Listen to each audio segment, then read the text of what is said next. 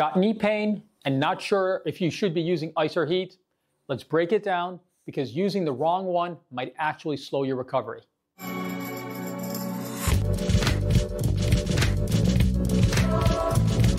Hello, this is Dr. Siddharth Tambar from Chicago Arthritis and Regenerative Medicine.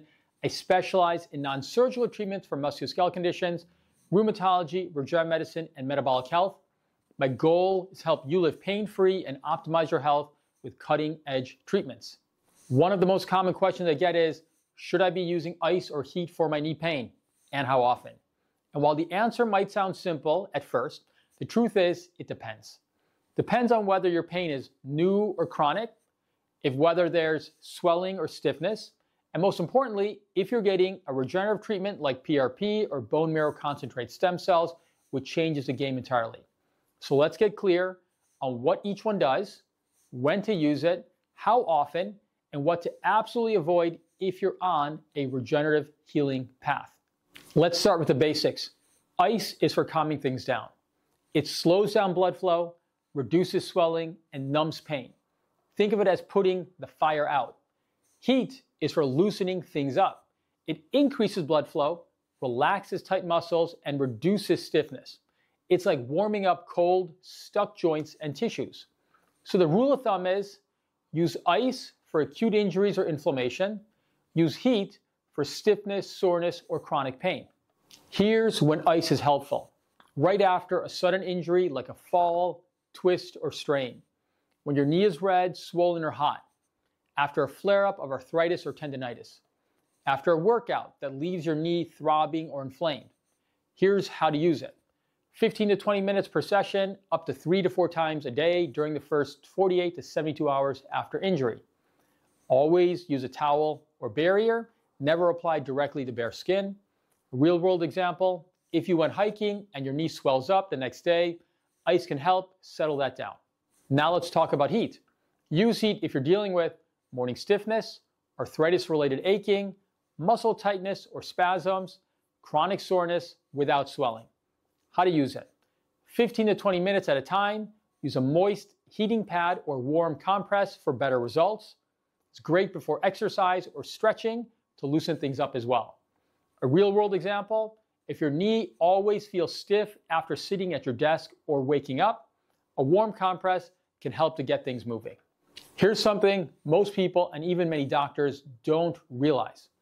If you've had a regenerative medicine treatment like platelet-rich plasma or bone marrow concentrate-derived stem cells or prolotherapy, then ice is not your friend. Here's why. These treatments work by triggering your body's natural healing response. That means we actually want some level of inflammation, and we definitely want more blood flow, not less.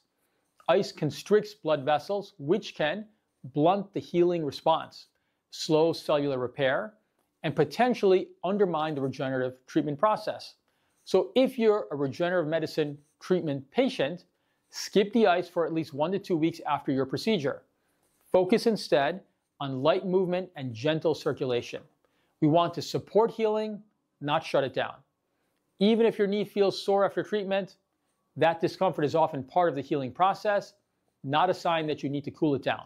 Heat can sometimes be okay post-regenerative treatment, but with caution. Here's when you can use it. If there's no swelling, if you're past the early inflammatory window, usually after 5 to 7 days, if you're trying to loosen up stiff muscles around the joint, start low and slow, 15 minutes max, and monitor how your body responds. But remember, the best way to enhance healing is gentle activity like walking, stretching, or mobility work, not passive icing or overheating. How often should you use ice or heat? Let's keep it simple. With ice, up to 4 times per day for 15 to 20 minutes, only during the first 72 hours after an injury or a flare. Avoid using daily, long-term. Your body needs blood flow to heal.